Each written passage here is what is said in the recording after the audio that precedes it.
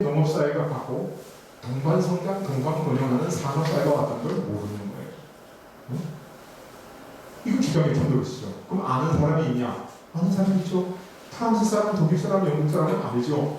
그렇게 싸웠는데, 우리보다 훨씬 피터지게 싸웠는데 지금은 EU 하나를 맺혀가지고, 물론 영국이 브렉시트로 EU에 탈퇴했다 그래도 요번에 우크라이나 사태 때 보세요. 다 같이 해요. 그러니까 형식적으로 탈퇴했지 실제로는 다 같이 해요. 그러니까 유럽인들의 이 지성이 산업사회로 발전했는데 동북아시아의 지식인들의 지성은 아직 천년 전 농업사회에 머물러 있는 거예요. 참 안타까운 일이죠. 그래서 우리는 아직 이제 이 중심에 못 서고 있는 거예요. 그럼 미국이 우리를 도와주냐? 안 도와줘요. 못 도와줘. 중국은 미국의 주적이야. 사태 때 미국이 우리 도와줬어요? 안 도와줬어요. 지소미아, 일본하고 한국하고 문제 생기면 일본 편 들어요. 미국이 우리가 미워서 그런 게 아니야. 미국은 일본이 더 필요해서 그런 거예요. 더 필요한 쪽으로 가게 돼 있잖아요. 미국이 우리한테 왜 한국을 위해서 미국이 존재해야 돼요? 미국을 위해서 존재하는 거예요. 그러니까 일본 편을 들게 돼 있어요. 그러니까 미국이 이 문제를 해결 안 돼요. 그래서 한중일의 연행이 실패했고 미국의 패권 질서가 이 실패를 해결하지 못한다. 문제가 있다. 그래서 제가 제안하는 게 오늘 얘기하는 게 한미러의 협정, 한국, 미국, 러시아가 합해서 이 문제를 해결할 수 있다. 그래서 한미러의 협정, 이게 왜 되는지 처음 들어보니까 이상하시잖아요.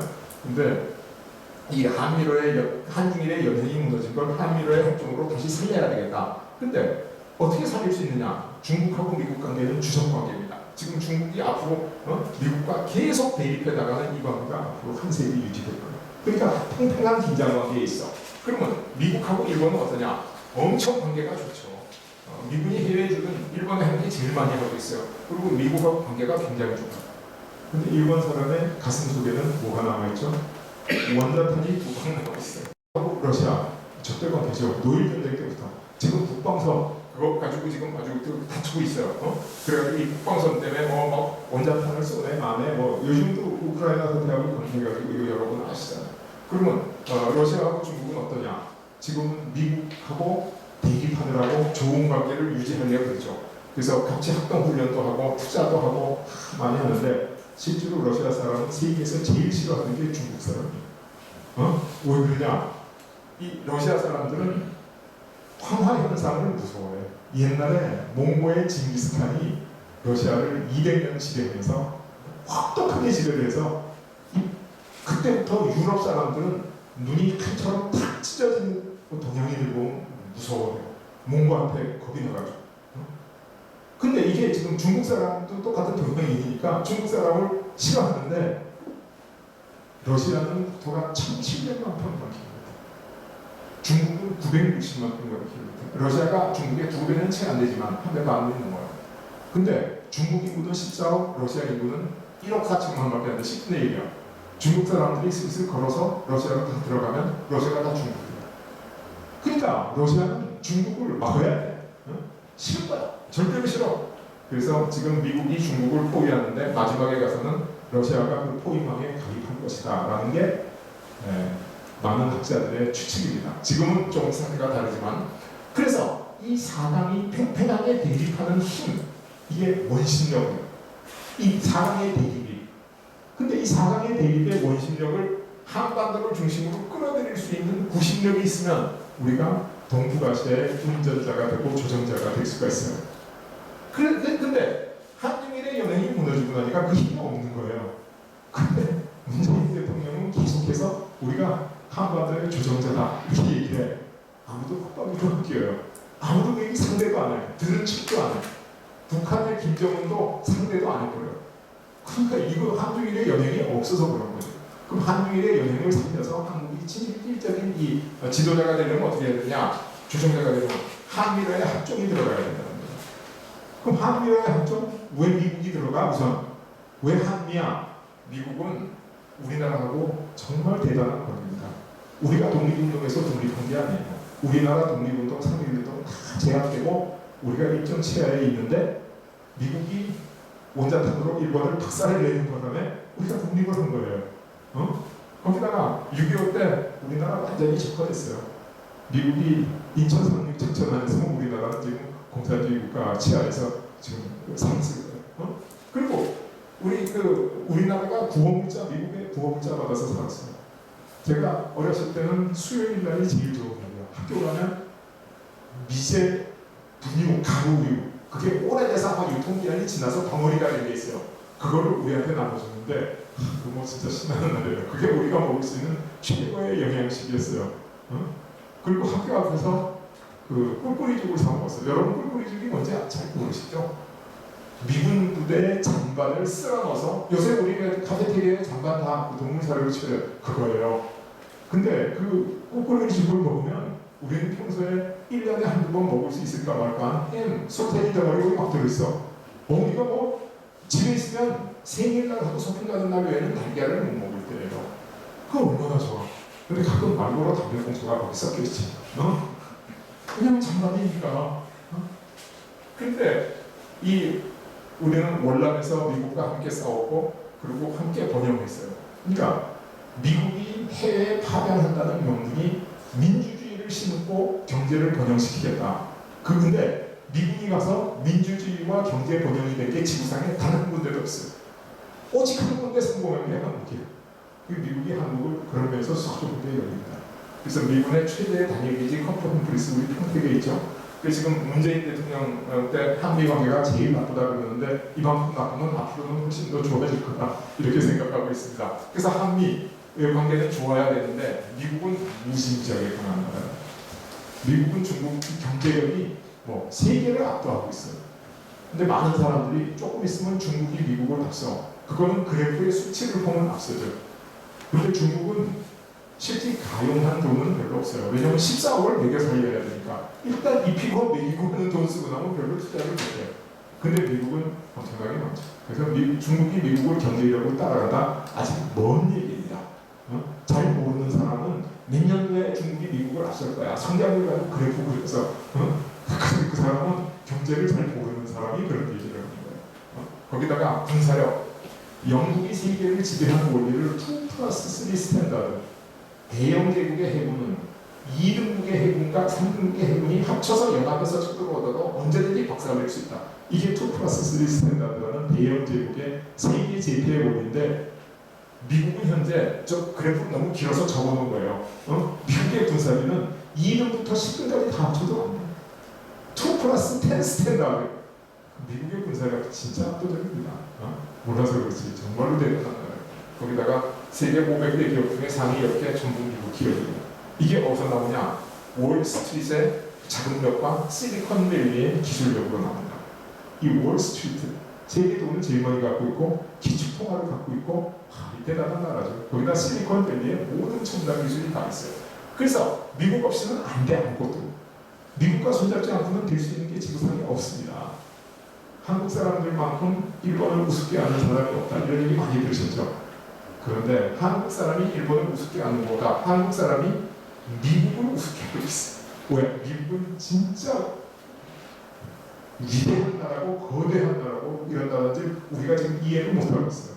그러니까 자꾸 중국이 미국을 앞선다 이런 엉터리 없는 얘기를 하고 있죠. 그래서 근데 미국인데 왜 러시아냐고, 미국하고만 하면 잘 되잖아. 왜 러시아인지 지금 말씀드리죠. 옛날에 여러분 러시아 그러면 아관파천 생각나시죠? 고종 황제가 일본 놈이 해코지 할까봐 러시아 공사관에 숨어 들어갔다. 그죠? 러시아 공사관이 우리 고종을 볼모로 우리를 수탈했다 이렇게 얘기하는 사람은 정말로 그건 역사를 잘못 알고 있는 거짓말이에요.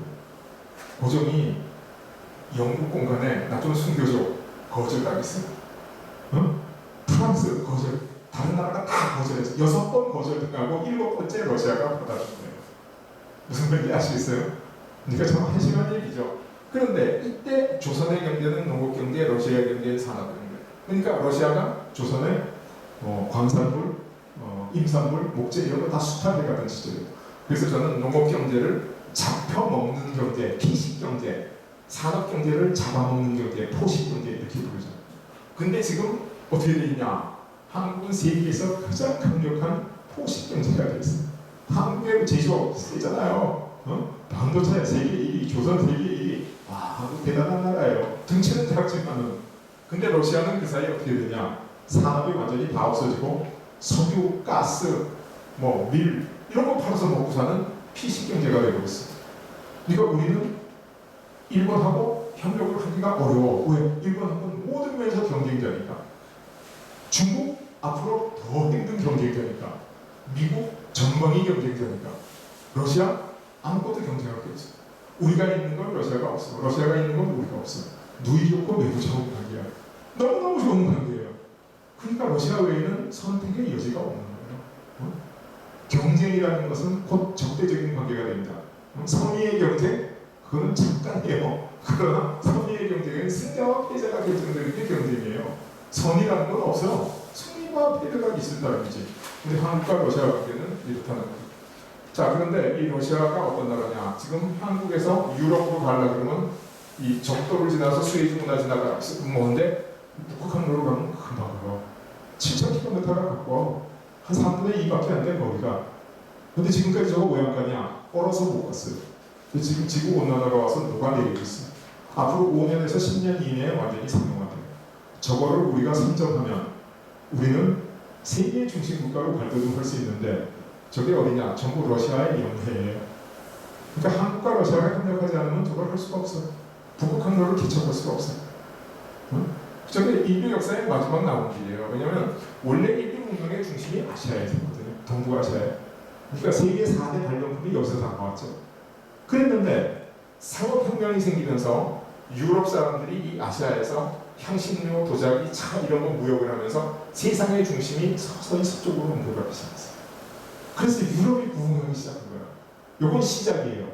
그런데 유럽 사람들이 총하고 술하고 옷하고 이런 제품들을 아프리카의 흑인 추장들한테 갖다 주고 흑인 추장들이 노예를 잡아서 넘겼어요. 백인들이 가서 노예를 잡아오지 않았어요. 흑인 추장이 잡아서 판 거예요. 그러면 백인들은 이 흑인들을 데리고 서인도 제도, 큐바 이쪽에 가가지고 사탕수수 플랜테이션을 만들어요. 사탕수수 농장. 노동 중에 제일 힘든 노동이 사탕수수 농장의 노동입니다. 정말 힘들어요. 가면 흑인들이 5년 이내에 많이 죽고 10년 이내에 80%가 죽어요.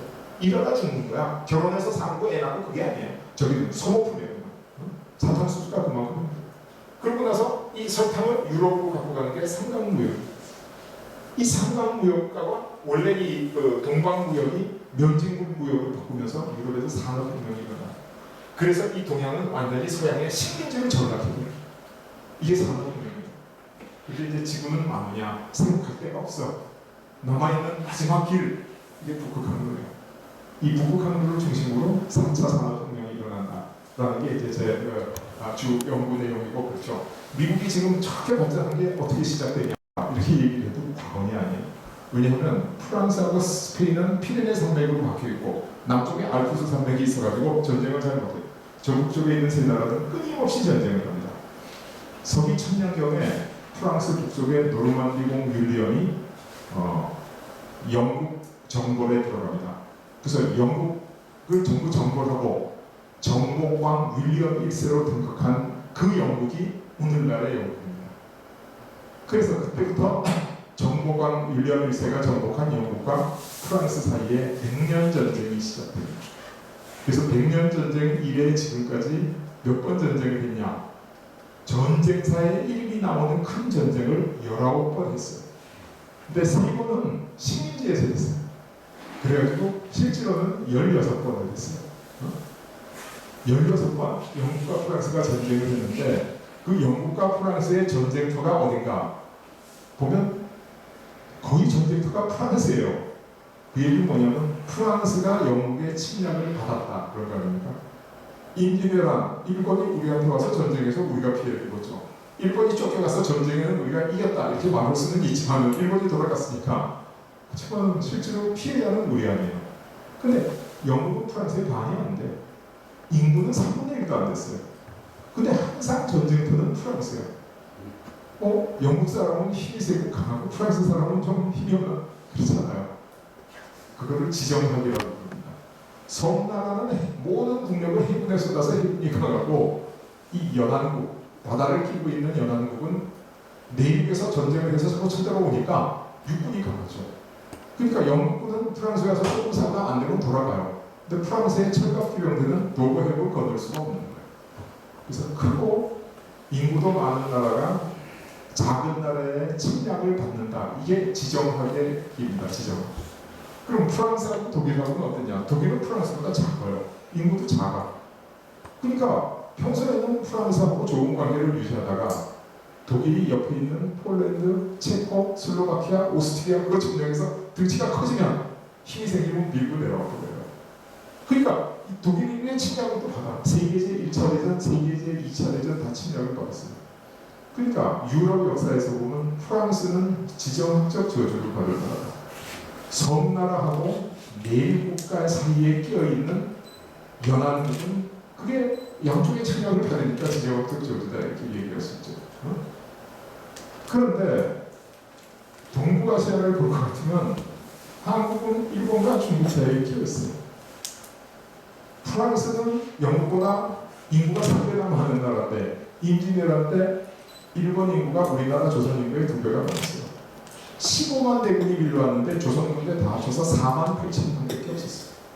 그러니까 전쟁에 이기기가 어렵죠. 전쟁에 졌어. 그래서 우리가 고초를 겪었어요. 자랑할 일은 아니지만 뭐 이렇게 수치스러운 일도 아니에요. 조그만 사람이 큰 사람하고 싸우면 질 수도 있는 거지. 그렇잖아요? 뭐 작은 숫자의 군대가 많은 숫자의 군대하고 싸우면 질 수도 있는 거지. 이게 지정학적 저주인데 우리는 저주를 2번 받았어요. 왜? 일본은 우리보다 훨씬 커. 프랑스는 영국보다 훨씬 큰데. 섬나라는 이점 훨씬 더 큰 나라. 뿐만 아니라 이게 한국과 일본의 관계되면 중국은 사실 중국이라는 나라는 국가라고 하기에는 좀 그냥 중원이라는 의미예요. 세상의 중심. 그러니까 중국이 우리가 얘기하는 국민국가가 아니에요. 청나라는 만주족에 나가고 원나라는 몽고족에 나가고 금나라는 여신족에 나가고 다 다른 나라예요. 근데 그걸 우리가 몽땅 그래서 그냥 다 중국이라고 불러주는 거야. 패권 국가를 중국이라고 그냥 불렀어요. 우리가. 유럽식으로 얘기하면 로마가 한때 유럽의 패권국이었는데 나폴레옹이 세계를 정벌할 때 그냥 프랑스를 로마라고 부른 거예요. 독일이 또 유럽을 꽉 정벌할 때 독일을 로마라고 부른 거예요. 그런 식이에요. 그러니까 중국이라는 나라가 아니야 사실. 이 중국 대륙에 수십 개의 국가가 있었죠. 진시황 이전에는 수백 개의 국가가 있었어요. 그런데 그 통일되고 분산되고 통일되고 분산되고 하는 가운데 5호 16국 시대만 해도 신비 흉노 갈저강 같은 5호 호족 나라 5개, 그 다음에 진나라, 제나라, 초나라, 오나라, 월나라 같은 나라, 그래가지고 20개국이 넘어섰죠. 한 나라가 커지면 다 점령해. 그럼 다른 나라가 다 복속해요. 또 한 나라가 커지면 또 다 복속해. 그런 가운데 이 대륙에 있던 수십 개의 나라가 국가적 존엄성과 민족적 정체성을 다 잃어버리고 한족에 동아돼서 흡수되어 버렸어요. 그 족이 없어졌어요. 그래서 한족이 90%래. 근데 한족이 아니에요 원래. 다 다른 쪽인데 그냥 흡수된 거예요. 근데 이 대륙에서 유일하게 살아남은 아주 강인한 종족이 우리 한국이에요. 우리는 정말 자랑스러운 역사를 하고 있습니다. 인류 역사상 제일 큰 전쟁이라고 알려진 수양제의 113만 대군, 우리 고구려에 와가지고 완전히 망해가지고 수나라 망해버렸어요. 수양제 그러면 뭐 우리는 별거 아닌 걸로 생각하는데 인류 문명사에 15명의 위대한 지도자를 뽑는데 수양제가 뽑힌 적이 있어요. 왜? 이 남쪽과 북쪽을 잇는 운하를 수양제가 만들었습니다. 굉장히 대단한 사람이에요. 중국 역사에 아주 빼어난 사람이에요. 그 수양제 나라 완전히 망했죠. 중국 역사상 가장 자랑하는 왕족, 자랑하는 왕이 당나라의 태종 이세민이죠. 고구려 와가지고 애국가에서 고상학자가지고 양만춘한테 그리고 죽으면서 유언을 남겼어요. 다시는 요동을 동하지 마라. 그럼 나라가 망한다. 근데 고구려가 나중에 자멸했죠. 그리고 징기스칸 제국이 고려가 징기스칸하고 30년 항몽전쟁을 했어요. 제가 유럽에 가서 역사학자들한테 강의할 때 고려가 30년 항몽전쟁을 했다 할 때 한 사람 손들더니 너 3년 잘못 얘기한 거지? 왜냐면 3년을 버틴 나라가 없어요. 근데 고려는 실제로 30년을 싸웠어요. 진짜 대단한 나라예요. 우리 한국 사람은 정말 걱정입니다. 진짜 강한 나라예요. 그래서 이 대륙에서 헐헐 단신 국가로 살아남았어요. 일본도 살아남았지 않느냐? 우리가 수양제 막아줘, 당태종 막아줘, 다 막아줘 말고 일본은 그냥 살았죠. 일본은 뭐 능력이 있어서 사는 게 아니에요. 그러니까 태평양에서 지진이 나가지고 쓰나미가 확 밀려오면 일본 열도 덮치지 한 번도 안 덮치잖아요. 자연재해는 일본이 당한 거죠. 근데 자연재해보다 더 무서운 게 인재야. 이쪽에서 대륙에서 오는 건 우리가 다 걸어줬어. 그러니까 일본 살아남은 건 사실 공포로 그냥 편하게 지냈지. 우리가 방파제에 가려가지고. 그래서 우리가 아무리 자랑스럽다 그래도 우리는 어떻게 되냐. 중국이 통일만 되면 쳐내가 오는 거야. 근데 통일된 중국은 독일에 10배도 20배 준대요. 그러니까 우리는 지정학적 저주, 섬나라하고 내일국 사이에 끼었다는 저주, 큰 나라 옆에 있는 작은 나라는 저주를 2번 받은 거예요. 그런데도 지금까지 살아남았어. 정말 자랑스러워요. 그러나 결과는 연합국의 저주, 강소국의 저주. 강대국 옆에 있는 우리는 강소국이에요. 약소국은 어떻게 되냐? 다 없어졌어 이미. 우리는 정말 강한 강소국이에요. 근데 강대국 옆에 있으면 침략을 받잖아요. 그래서 우리가 끊임없이 5,000년 동안 침략받았다. 우리 역사가 침략받은 역사를 부끄럽게 가르치면 안 돼요. 자랑스럽게 가르쳐야 돼요. 정말로 자랑스러운 역사니까. 그런데 이제 산업사회가 도래해서 새로운 세상이 옵니다. 새로운 세상이 어떠냐? 농업사회는 생산이 감소해서 정체하게 되는 게 농업사회예요. 모든 농업 생산은 저래. 그래서 할아버지가 쌀을 10가마 생산하시면 아버지도 10가마, 아들도 10가마, 손자도 10가마 똑같은 세상이 8,000년 이어왔어요. 그런데 산업혁명이 일어나고 기술 진보가 되니까 생산 함수가 위로 올라가는 거야. 농사 짓는데 공장 지으니까 생산량이 팍팍팍 늘어나는 거예요. 그 시간의 흐름에 따라서 이게 생산량이 늘어나는 걸 그래프로 그리면 어떻게 되냐면 이렇게 가속적으로 발전하는 그래프가 보여요. 그래서 농업사회를 감속하는 사회, 산업사회를 가속하는 사회라고 합니다. 요거를 제가 경제학 책으로 영어로 한 권을 썼어요. 그 책 이름이 이코노믹 그로우스라는 책이에요. 그러니까 농업사회가 감속하고 산업사회가 가속한다. 이걸 알면 현대 산업사회를 아는 거고 이거 모르면 그걸 모르는 거예요. 정말 중요한 내용인데 요 한 페이지로 넘어갑니다. 지금 그거 강의하고 있을 시간이 없으니까 서기 2000년을 전후해서 일본이 소재 부품 장비를 엄청 많이 생산했어요. 세계에서 소부장 생산에는 일본을 따라갈 수가 없어요. 일본 사람은 원래 잘해 이거. 요걸 수입해가지고 중간재를 제일 잘 만드는 사람이 한국 사람이에요. 반도체 LCD 기가 막히게 만들어. 세계에서 제일 잘 만들어. 요거를 중국에 팔아치웠어요. 그랬더니 중국에서 이거 사가지고 소비재를 만들어서 전 세계에 팔아치웠어요. 그러니까 5,000년 동안 한국, 중국, 일본은 끝없이 싸운 농업사회를 뒤로하고 한중일이 서로 협력해서 동시에 발전하기 시작한 거예요. 놀라운 변화가 나오죠. 정말 대단한 변화가 옵니다. 농업사회는 생산량이 일정해요. 그러니까 더 가진다고 옆에 놈을 뺏어야 돼. 일본이 더 갖고 싶어? 조선걸 뺏어야 돼. 그러니까 항상 싸워요. 근데 이제 산업혁명이 일어나고 일본이 소부장을 만들고 한국이 중간재를 만들고 중국이 최종재를 만드니까 각자 많이 만들어서 잘 먹고 잘 살게 됩니다.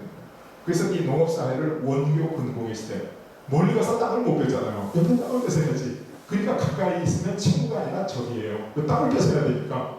그럼 멀리 있는 나라하고는 잘 지내야지 협공을 하죠. 이 중간에 있는 나라 양쪽에서 땅 뺏어 먹자. 그래서 연합국을 내륙하고 섬나라가 계속 침략하는 거예요. 그런데 지금은 어떻게 되냐? 동반성장의 시대가. 그러니까 이제 한중일이 싸우고 들어가면 정말 좋은 세상이 오는 거예요. 그래서 90년대 경제가 이렇게 발전하기 시작합니다. 2000년대, 90년대부터 2000년대. 만약에 한중일의 이 협력이 계속 이어졌으면 지금쯤 미국 경제가 쇠퇴하고 동북아시아가 세계 경제의 중심이 됐을 텐데 어떤 일이 있었냐? 한중일의 연맹이 무너졌어요. 왜 무너졌냐? 한일 관계가 나빠지면서. 그래서 일본하고 한국 사람들이 옛날 원교 근공의 시대 서로 싸우는 기억이 나와 있는 거야. 그때 앙금에서 못 벗어난 거야. 옛날에 우리들이 싸우는데 풀리지가 않는 거예요. 지금은 안 싸워도 되는 좋은 시절이 왔는데 그 기억 속에 누가 들어가 있냐? 일본의 지도자, 한국의 지도자, 일본의 지식인, 한국의 지식인 다 이 옛날 기억의 볼모가 돼가지고 지금 그거 가지고 싸우고 있는 거예요. 그래가지고 지금 일본에서는 한국에다 고통을 줘야 되겠다 이런 조직까지 내는 게 있어요. 참 기가 막히게 그러시죠. 한국하고 일본의 지식인들이 문제야. 농업사회가 가고 산업사회가 왔다는 걸 모르는 거예요. 그러면 한중 관계는 어떠냐? 사드 사태 때 보셨죠? 중국에서 아니 시진핑이 미국 대통령 트럼프한테 한국은 중국의 일부다 역사적으로 그 얘기는 지금 저 푸틴이 우크라이나는 원래 러시아의 일부다 하는 얘기하고 똑같은 얘기예요. 우리가 선전포고해야 될 일이에요. 사드 사태인데 중국은 막 때려부셨습니다. 롯데마트 거기서 완전히 다 때려부숴가지고 철수했죠. 우리 현대차, 기아차 다 토막나고 그리고 하나년 때문에 우리 한류스타 출연 금지 지금도 이거 안 풀렸어요. 그리고 중국은 먼저 혼자 다 해야 되겠대. 독식해야 되겠대. 그걸 불기라고 하는 거예요. 혼자 다 하겠다. 약속도 안 지켜 마음대로 해. 그러니까 이 한중일의 연행이 무너져 버린 거예요. 그러니까 한중일의 지도자, 한중일의 지식인이 과거 약육강